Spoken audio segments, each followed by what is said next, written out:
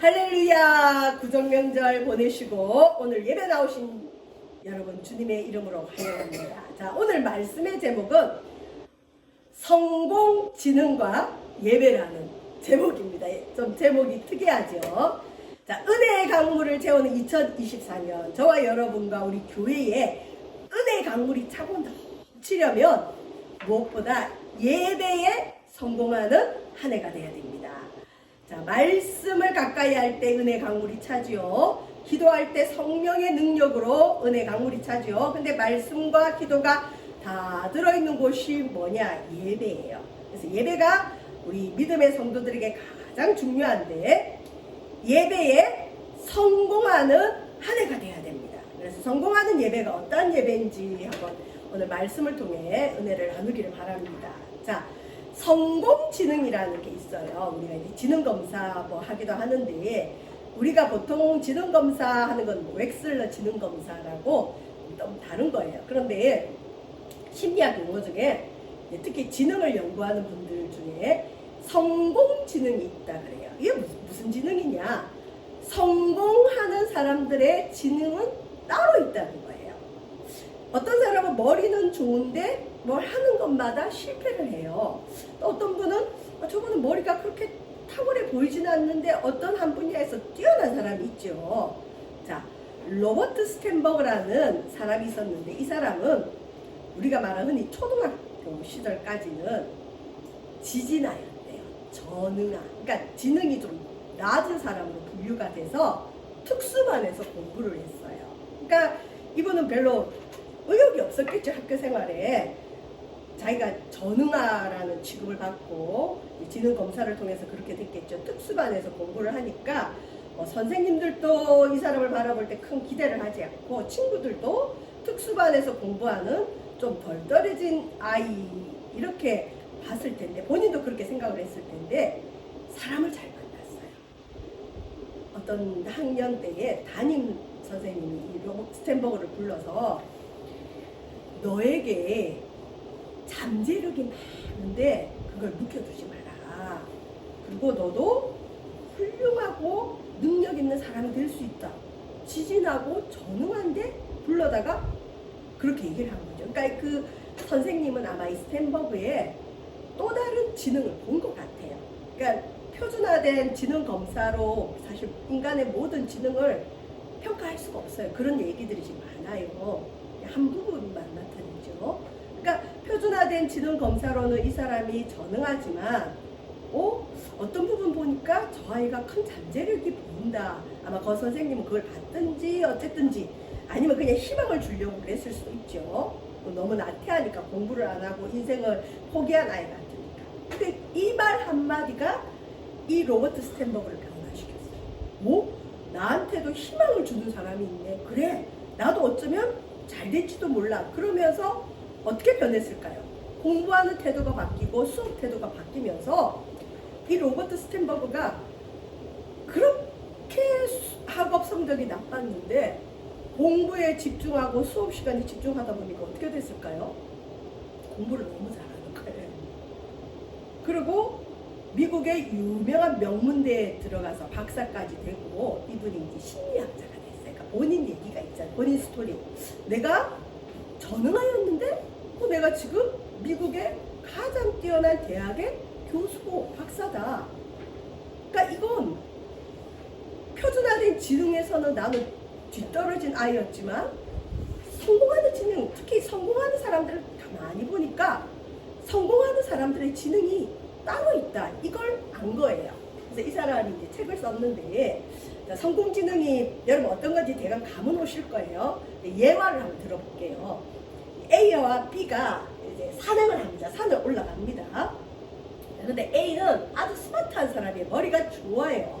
그래서 아주 뛰어난 두뇌를 가져서 똑똑하다는 말을 많이 듣는데 이 뒤따라가는 B는 스탠버그처럼 머리가 별로 좋지 않고 전응아 같이 그냥 좀 모든 게 서툴고 그랬어요. 근데 산을 쭉 둘이 같이 올라가는데 팻말이 하나 보입니다. 여기서 더 올라가면 야생곰이 나와서 당신들을 해칠 수 있으니까 더 이상 올라가지 마시오. 팻말이 있는데 이 A와 B가 그 팻말을 무시하고 올라갔어요. 그랬더니 사실 그 팻말 그대로 야생곰이 출현을 했어요. 나타났어요. 야생곰이 사람을 보니까 어떡할까요? 이제 잡아먹으려고 쫓아오죠. 자, 근데 이 머리가 똑똑했던 A는 순간적으로 두뇌 회전을 하는 거예요. 나는 1초에 얼마를 뛰고 저 야생곰은 1초에 얼마를 뛰는데 내가 아무리 열심히 뛰어봤자 저 야생곰을 이길 수는 없다. 그러면서 이 A한테는 두려움이 오기 시작해요. 야, 우리가 아무리 뛰어봤자 저 야생곰을 이길 수는 없을 것 같은데 큰일 났네. 그러는데 이 야생곰을 보자마자 B는 그냥 산 아래로 막 내려가는 거예요. 그래서 A가 쫓아가면서 B에게 뭐라고 하느냐. 야, 너 그렇게 뛰어봤자 소용없어. 곰은 1초에 얼마를 뛰는데 우리는 뛰어봤자 얼마야. 그러니까 이거는 확실하게 우리가 곰에게 잡혀먹는 그런 그림이야. 그렇게 뛸 필요 없어. 그랬더니 B는 들은 듯 만 듯 냅두고 열심히 내려가면서 뭐라고 하느냐. 나는 그런 건 모르겠고 나는 너보다만 빨리 뛰면 돼. 무슨 말인지 알겠죠? 내가 곰에게 잡혀먹지 않으려면 너보다 빨리 뛰기만 하면 돼. 어떻게 보면 굉장히 잔인한 말 같지 않아요? 그러니까 이 A는 그냥 이 상황을 전부 다 분석하면서 우리가 곰에게 이길 수 없다는 판단을 했지만 B는 아주 현실적인 계산을 했죠. 어차피 곰이 우리보다 빨라서 우리 둘 중에 먼저 두 마리를 한꺼번에 먹진 않겠죠. 한 사람 잡아먹는 동안 자기는 도망가면 되니까 이 B는 내가 너보다만 빨리 뛰면 돼. 이거예요. 어떻게 보면 굉장히 잔인한 예화 같지만 이게 어떤 성공지능의 그 예화 중에 하나입니다. 자, 그러면 오늘 이 시간 예배 성공을 이야기하는 이 목사가 이렇게 잔인하게 내가 너보다만 빨리 가고 너는 곰에게 잡혀먹든 말든 난 몰라 이런 얘기는 아니고 이 성공지능이라는 말을 성경적인 영어로 해보면 뭐냐, 지능을 여러분 지혜로 보시면 돼요. 성공하는 사람에게는 남다른 지혜가 있어요. A는 똑똑하긴 했지만 지혜가 부족했어요. 왜 곰과 자기를 비교해요? 어차피 곰이 한 사람을 먼저 잡을 텐데 지혜가 있다면 B죠.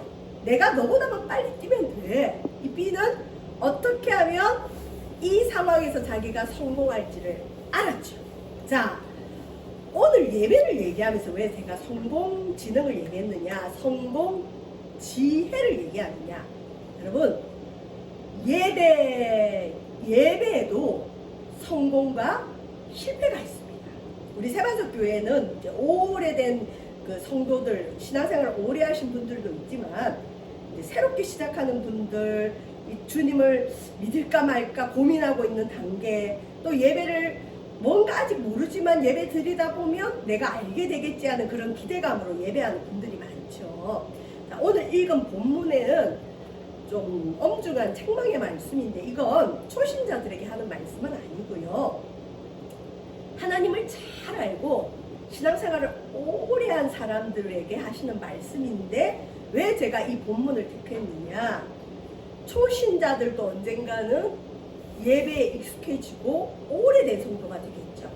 처음에 예배가 무엇인지 분명하게 기준을 세우고 예배의 성공을 추구하다 보면 이런 책망은 받지 않아요. 그래서 우리가 예배가 뭐냐.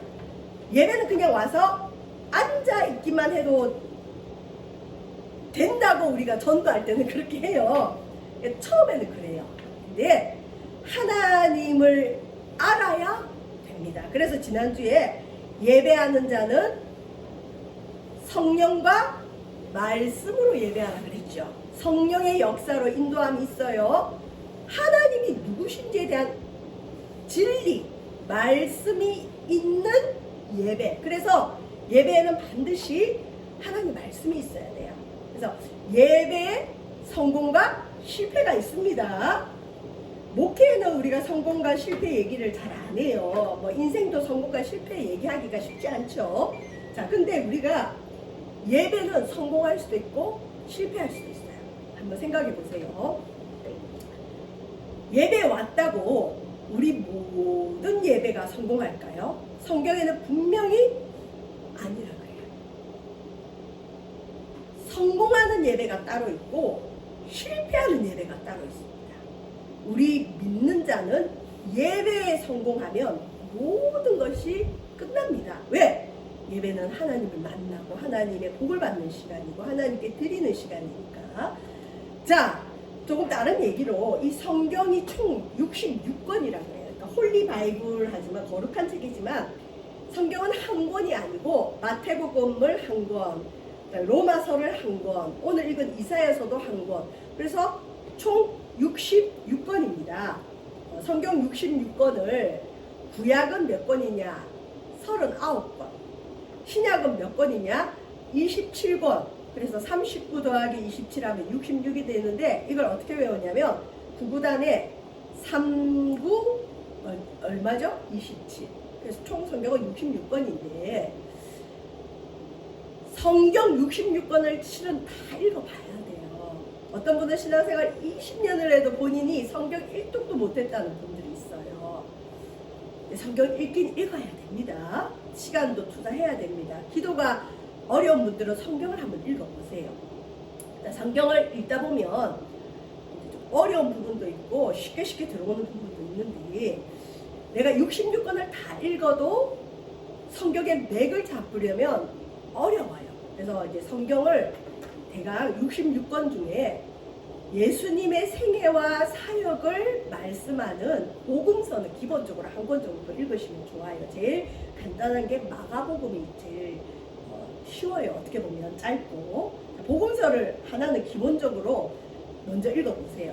그 다음에 우리 세반석교회는 여기를 다 했어요. 신기하게 믿음이 무엇이냐. 우리가 교회를 다니면 믿음 얘기하는데 과연 성경이 말하는 믿음은 뭐며 믿음으로 구원을 받는다는 말씀의 선포가 있는 게 로마서예요. 그래서 로마서가 성경의 반지람은 로마서가 다이아몬드라 그랬죠. 그러니까 어떻게 보면 루터라는 사람은 로마서를 성경 중에 성경이다. 물론 모든 성경이 하나님 말씀이지만 로마서가 특별히 그래서 말씀이 어려운 분들은 로마서라도 읽어보라 그러죠. 그 다음에 인류의 시작, 믿음의 시작의 책이 뭐냐? 시작의 책이 있어요. 창세기. 우리 세바석교회는 창세기도 한번 강의했어요. 근데 또 재밌는 게 성경 이 목록이 인류의 시작, 믿음의 시작이 창세기라고 했죠. 창세기가 맨 먼저 있어요. 자, 그 다음에 처음이 있으면 또 끝이 있겠죠. 인류의 끝, 하나님의 심판이 기록된 말씀이 어디냐? 요한계시록. 우리 요한계시록도 했죠. 예수 그리스도, 믿음, 시작의 책, 끝의 책. 그러면 이제 큰 역사 속에서 성경의 흐름을 한번 잡을 수 있어요. 그 다음에 혹시 이제 시간이 되면 우리가 오늘 읽은 이사야서, 예레미야, 에스겔 중에 한 권 정도 정독해보면 성경이 뭘 얘기하고자 하는지 그 구도가 잡힐 수 있어요. 이거는 아주 고급 과정이라 말을 안 하려고 했는데 그래도 신기하게 우리 세만석교는 이걸 다 했고 이사야, 예레미야, 에스겔을 흔히 대선지서라 그래요. 근데 왜 대선지서냐? 위대하기 때문도 있지만 분량이 많아서 대선지서이래요. 대예언서. 분량이 작으면 소선지서. 근데 이사야, 예레미야, 에스겔은 읽으려면 분량이 어마어마해요. 역사 얘기도 많아요. 뭐 이상한 언어도 많아요. 그래서 읽기가 쉽지 않고 이해도 쉽지 않아요. 그래서 이사야서 전체를 강해하다 보면 성도들이 지루하고 힘들어요. 예레미야도 마찬가지고 에스겔도 그렇고. 근데 중간중간에 우리 에스겔 47장 했었죠. 또 오늘 이사야 1장 하죠. 이러면서 그러니까 중간중간 주옥 같은 말씀이 이 성경에 녹아들어 있는데 그거를 그냥 그때 필요할 때 제가 한 번씩 언급하겠습니다. 자, 지금 어떤 분위기인지는 알겠죠? 자, 오늘 이사야서를 1장을 읽었는데 이사야는 뭐 누구냐? 예언자. 그러니까 뭐 미래를 예언한다기보다는 하나님께 말씀을 받아서 선포하는 자를 예언자라 그래요. 오늘날로 목회자. 자, 이사야가 살았던 시대는 우리나라와 같이 남과 북이 나눠져 있어요. 특별히 지금의 이스라엘 성경의 대부분의 역사의 배경이 되는 건 남유다, 남유다인데 이사야가 살았던 시대는 언제냐? 남유다 왕이 4명이나 바뀔 때까지 이 사람은 오래도록 살면서 예언 활동을 했어요. 우시아라는 왕이 있어요. 요담, 아하스, 히스기야 왕. 히스기야 기도해서 15년 더 삶이 연장된 그 왕이죠. 이 왕이 살았던 시대에 예언 활동을 했던 사람이 이사야인데, 이사야는 왕족 출신이고 왕족 선지자였고, 특히 이사야는 남유다의 우상 숭배를 고발하다가 어떻게 죽냐? 히브리서에 보면 톱으로 켜서 죽는 사람이 나와요. 믿음 때문에. 그러니까 우리는 지금 순교나 박해 시대는 아니기 때문에 순교자들이 없지만 성경에 또 초창기 기독교에는 순교자들이 많습니다. 이사야 왕족 출신이고 대선지자인데도 우상 숭배를 고발하다가 그 반대 세력들에 의해서 톱으로 잘려서 죽은 선지자예요. 자, 근데 이사야서가 성경 안에 성경이라고 할 정도로, 성경이 아까 총 몇 권이라고 그랬죠? 66권. 이사야서가 66장으로 되어 있고요. 1장부터 39장까지는 하나님의 어떤 심판에 대한 말씀이에요. 구약처럼. 근데 40장부터 66장까지는 신약 성경처럼 회복과 구원을 얘기해요. 그래서 이사야서가 참 은혜로운 책인데, 자, 오늘 이사야서 1장은 서론이죠. 서론 부분에서, 이사야서의 서론 부분에서 하나님이 막 치셔요. 우리가 흔히 교회 다니다 보면 치신다 이런 얘기하죠. 하나님이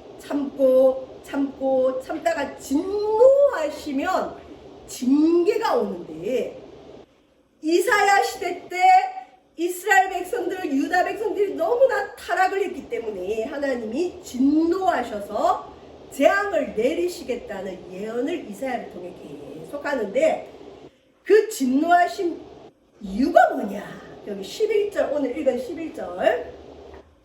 자, 이 당시 이스라엘 백성들은 오늘 우리처럼 예배를 많이 드렸어요. 자, 우리는 예배인데 구약의 제사라 그래, 제사. 그래서 내가 죄를 지으면 나 대신 송아지나 염소를 가지고 와서 제사장이 안수해서 그 송아지나 염소를 죽여요. 목을 따서 피를 쫙 흘려서 그 피를 우리에게 발라요. 그리고 내장과 모든 걸 다 제거해서 불에 활활 태우면서 하나님이 그 제물을 받으시면서 우리의 죄를 용서하는 속죄제, 하여튼 제사 그 종류도 많은데, 구약의 제사, 예수님이 오시기 전까지는 반드시 짐승의 제사를 드렸어요. 그걸 제물이라 그래요. 제물. 이스라엘 백성들은 이 어려운, 우리는 지금 그냥 1시간 와서 예배 간단하게 드리고 돌아가죠. 우리가 구약시대에 태어나지 않은 게 얼마나 감사한지 모릅니다. 구약시대에 태어났으면 어떻게 해야 되느냐? 제사 한번 드리려면 짐승을 한 마리 사서 끌고 성전에 와서, 제가 몽골에서 송아지 소 하나 잡는 거 봤는데 남자 장정 20명이 달라붙어서 몇 시간을 해야 소 한 마리를 잡더라고요. 그걸 구약의 제사를 그렇게 드려요. 그러니까 수천의 소와 양들이 드려지죠. 그런데 하나님은 그 제물을 보시고 그 피로 죄를 사하시는 게 구약의 사상인데, 지금은 우리에게 이 제물이 필요 없는 건 누가 우리의 제물이 되셨죠? 예수님이. 짐승을 계속 죽일 수 없으니까 예수님이 우리 죄를 위해 십자가에 제물 되셔서 죽었습니다. 그래서 예수님을 하나님의 어린 양이라고 그러죠. 그래서 이때 이사야 시대 때 사람들은 제물을 많이 죽게 드리면 하나님이 좋아할 걸로 알았어요. 물론 하나님 이 제물을 받고 복을 주실 때가 있어요. 솔로몬이 그랬고, 솔로몬은 1,000마리 그 소를요, 1,000마리를 한꺼번에 태워드렸어요. 솔로몬에게 전후무한 솔로몬 이전에도 없고 이후에도 없는 지혜를 주셨잖아요. 그러니까 하나님이 재물을 기쁘시게 받을 때가 있어요. 그러니까 이스라엘 백성들이 우리 하나님은 재물을 드리지. 예배할 때는 빈손 들고 가지 않고 재물 가지고 가야 되지. 그리고는 재물을 가지고 예배를 많이 드렸어요. 근데 하나님께서 이사야를 통해서 뭐라고 하느냐? 너희의 무수한 너희가 드리는 많은 재물이 무엇이 유익하냐? 이걸 이해하려면 1장 1절부터 쭉 읽어보면 좋지만 그걸 다 읽으면 너무 힘드니까 딱 중요한 거 3절만 제가 뽑았어요. 너희가 나한테 예배 드리러 제사 드리러 많이 오는데 제사 예배가 생명이거든요. 예배를 통해 하나님 만나면 인생이 바뀌어요. 축복이 와요. 그래서 이사야 시대 때 남유다 사람들도 복 받으려고 또 속죄 안 받으려고 주 앞에 재물 가지고 왔는데 주님이 뭐라고 하시느냐? 야, 너희의 무수한 재물이 뭐가 유익하냐? 그리고 나는 재물을 기뻐하지 않는다. 실컷 가지고 와서 주님께 드렸는데 주님이 싫다는 거예요. 우리가 드린다고 우리 하나님이 거지도 않은데 무조건 다 좋아할까요? 아니에요. 어떤 헌금은 주님이 안 받아요. 이상하죠? 근데 우리는 마치 주님이 돈을 좋아하는 것처럼 그냥 뭐든지 드리면 좋아한다고 생각을 해요. 제가 어제도 여기 교회 와서 있었는데 이제 명절이라고 뭐 아이들이 좀 왔다 갔다 하더라고요. 외부에서 온 아이들. 근데 왠지 저희한테 교회를 다니냐 묻고 싶어서 물어봤더니 이제 다른 지역에서 왔더라고요. 실은 자기가 교회를 좀 다니다가 지금은 안 다닌대요. 그래서 내가 예수님 믿어야 천국 가고 지옥 가면 안 돼. 그러니까 꼭 교회 가자 이렇게 알았대요. 그러면서 걔가 지나가면서 뭐라 그러냐면 순수해 보였어요. 아이가. 지금은 이제 안 나가는데 어쨌든 자기가 다시 가보겠다 이렇게 얘기를 하는데 지나가면서 그런데 돈 내야 돼요? 그러는 거예요. 그래서 내가 아니 그랬는데 분명히 부모님이나 누군가에게 매스컴을 통해서 교회가 어떻게 이렇게 됐을까요? 돈을 밝히는 교회들이 돼버렸나요? 아이들까지 돈 없으면 교회를 못 가고 교회 가면 돈을 내야 된다는 인식이 생겼나 봐요. 물론 이제 이 헌금 부분은 다음에 기회가 있으면 한번 살펴보겠지만 우리 하나님이 돈 좋아할까요? 이 세상에 금과 은도 주님 거예요. 이스라엘 백성들은 하나님이 재물 좋아한다고 재물을 갖다 바치는 거예요. 근데 이상하게 주님이 나 안 기뻐해. 너희들 재물 안 받고 싶어 그래요. 이건 뭐냐? 이스라엘 백성들이 그렇게 수고롭게 드리는 예배를 안 받으시겠다는 거예요.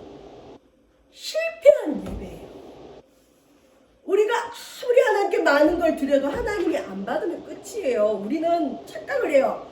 우리가 뭐라도 드리면 하나님이 무조건 좋아하고 무조건 좋아한다고 생각하는데 가인의 예배는 안 받으시고 아벨의 예배만 받으셨어요.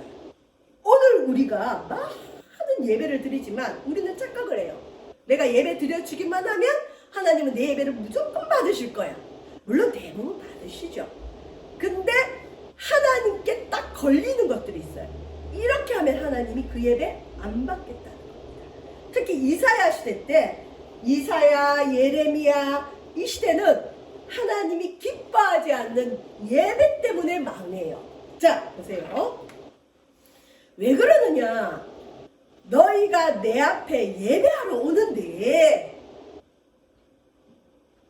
이 예배하러 오는 사람들이 하나님 앞에 마음을 다하고 전심을 다하고 진심을 다해서 하나님을 예배하는 게 아니라 예배에 형식만 가지고 있는 거예요. 그냥 제사장에게 제물 갖다 바치고 짐승 잡고 우리 하나님은 제물만 좋아하니까 그냥 예배만 드리면 되지. 저도 그런 성도들을 많이 봤어요. 물론 나쁜 건 아니지만 본인이 못 간다고 그냥 헌금만 내주세요 이런 분들도 있고 우리 하나님은 그런 분은 아니에요. 그래서 우리 하나님이 그런 이스라엘 남유다 사람들을 보고 뭐라느냐? 너희들은 나를 예배하지 않고 내 성전 마당만 밟을 뿐이다. 마당만 밟고 가는 거예요. 오늘날 얼마나 많은 기독교인들이 마당만 밟고 가는지 몰라요. 예배를 통해 하나님을 만나는 게 아니라 무슨 영화 관람을 하듯이, 우리 교회는 그럴 수가 없을 정도로 좁죠. 큰 공간이 있는 교회들은 가관이 아니래요. 요즘 청년들, 특히 커플 청년들이 예배하러 와서 이 둘이 데이트하러 왔는지 예배하러 왔는지 알 수도 없게 무슨 영화관 같은 장면들이 많이 벌어진대요. 그래도 와준 게 고마워서 뭐라 말을 못할 수는 있겠지만, 하나님이 보실 때는 어떨까? 하나님이 정말 우리 여기 예배를 보고 있고 하나님께 우리가 예배를 드린다면 정말 그럴 수 있을까요? 그리고 그냥 예배 출석 도장 찍고 가는 분들, 나 오늘 예배 드렸으니 됐다. 물론 그렇게라도 하는 게 안 하는 것보단 낫지만, 저와 여러분이 예배를 드릴 때 내 중심, 마음, 진심을 가지고 하나님께 나아가야 돼요. 잘못하면 나는 실컷 예배 드렸는데 하나님이 남유다 백성을 향해 말하듯이 너희들이 내 성전 마당만 밟고 간다 그래요. 쓸데없는 짓을 하는 거죠. 저와 여러분, 성전 마당만 밟고 가는 예배가 아니라, 하나님에 대한 마음이 없는 예배가 아니라, 하나님을 진심으로 만나고자 하는 그 열망과 사랑이 있는 그런 예배, 한 번 드리더라도 제대로 드리는 예배, 그런 예배가 있기를 바랍니다. 또 13절에 주님이 심지어 뭐라고 하느냐, 백성들이 그렇게 많이 드리는 제물과 특별히 이 모이는 것, 히브리서에는 모임을 폐하지 마라 그랬거든요. 그러니까 모일 때 힘이 있고 모일 때 역사가 있어요. 이스라엘 백성들은 정기적으로 우리처럼 모여요. 안식일, 일주일에 한 번 모이죠. 월삭이라고 초하루 기도회가 있어요. 2월달이면 2월 1일, 4월 1일 이래서 초하루 기도회로 모여요. 보통 요즘 한국 교회는 초하루 특별 새벽 예배를 드리죠, 하루. 그다음에 정한 절기들이 있어요. 하나님을 예배하러 모인 백성들의 모임을 하나님이 가증히 여기십니다. 싫어하십니다. 왜 그랬을까요? 하나님 앞에 예배 드린다고 하면서 하나님의 백성들이 악을 행했기 때문이에요. 악을 행했기 때문이에요.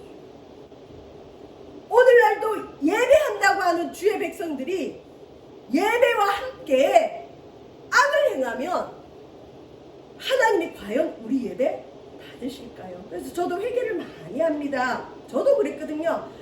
그냥 예배 오시면 주님이 좋아해요. 흉내만 내셔도 돼요.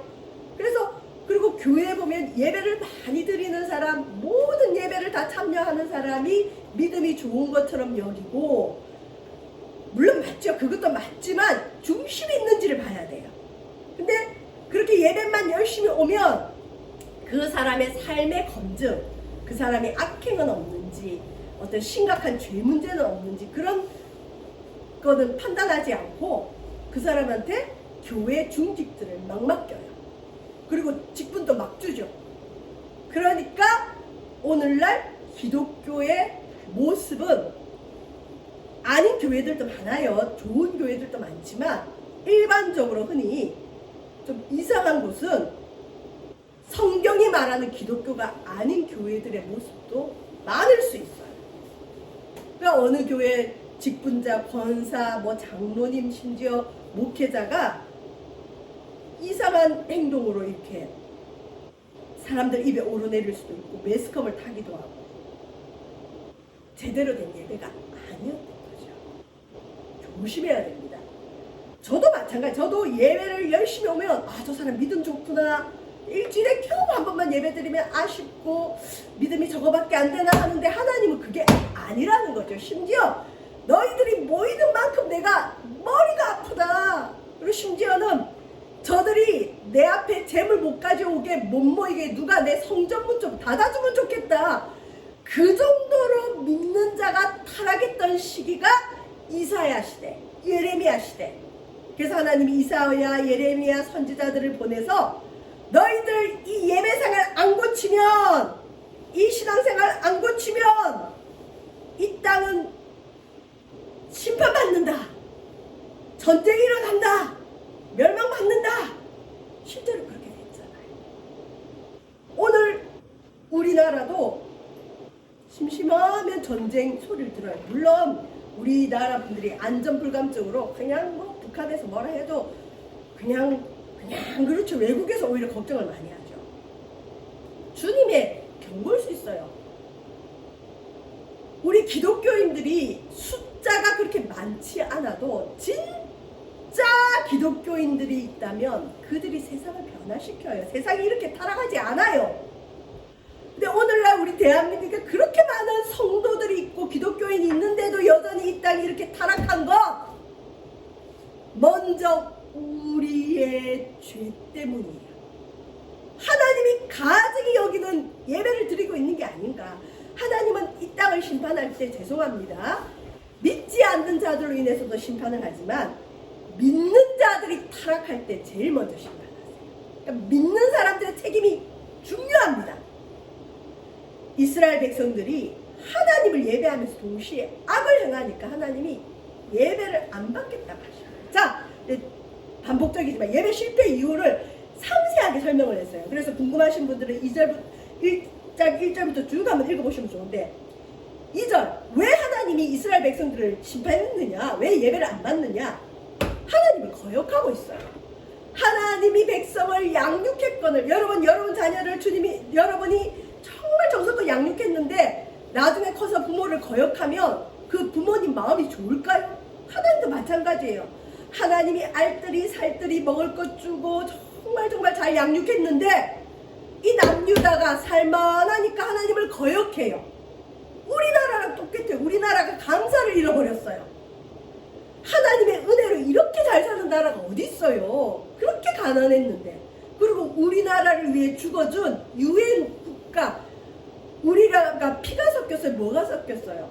우리 살리려고 죽었던 유엔의 수많은 나라 사람들이 우리나라를 살려줬는데, 하나님의 은혜로 살려줬는데 그거에 대한 감사가 없고 뭐가 부족하고 먹고 살만 해도 계속 부족하고, 심지어 하나님을 모욕하기도 해요. 하나님을 거역합니다. 그 다음에 하나님이 또 뭐라 하느냐, 여러분 되게 애완견 애완묘 있죠. 걔네들도 주인을 알아봐요. 밥 주는 사람 알아보는데, 심지어 주님이 이스라엘 백성들을 나귀로 비유해요. 소도 주인을 알고 짐승, 말 못하는 나귀도 주인이 밥 주는 구유를 아는데, 이스라엘은 자기들의 주인 하나님을 알지 못한다는 거죠. 자기가 주인 노릇하고 사니까 하나님이 그들이 드리는 예배 싫다는 거죠. 그 다음에 더 나가서 하나님의 백성들이 악을 행하고 거룩하신 하나님을 업신 여겼어요. 만홀히 여겼어요. 이게 다 뭐냐 여러분? 말씀이 없어서 그래요. 그냥 자기 임의대로, 자기 생각대로. 그래서 예배는 예배대로 잘 드리는데 악을 행하는 그리스도인들이 얼마나 많아요. 하나님 영광을 가리고 있죠. 저도 그럴 수 있어요. 자, 이런 상태니까 유다의 상태가 하나님이 진단할 때 어떤 상태느냐, 5절이 저는 제일 신기하고 재밌었어요. 요즘 이슈가 제일 많이 되는 게 정신의학 병들이죠. 신경증, 우울증, 강박증, 공황장애 많아요. 근데 여러분 여기 보세요. 너희들이 그렇게 영적으로 병드니까, 하나님과의 관계가 깨지니까 너희 머리는 병들었다. 여러분, 물론 우리 신경증이나 여러 가지 정신의학적 병들이 뇌신경의 문제일 수가 있고 호르몬의 문제일 수가 있고 자율신경의 문제일 수도 있지만, 머리가 병드는 병이 있어요. 정신병이죠.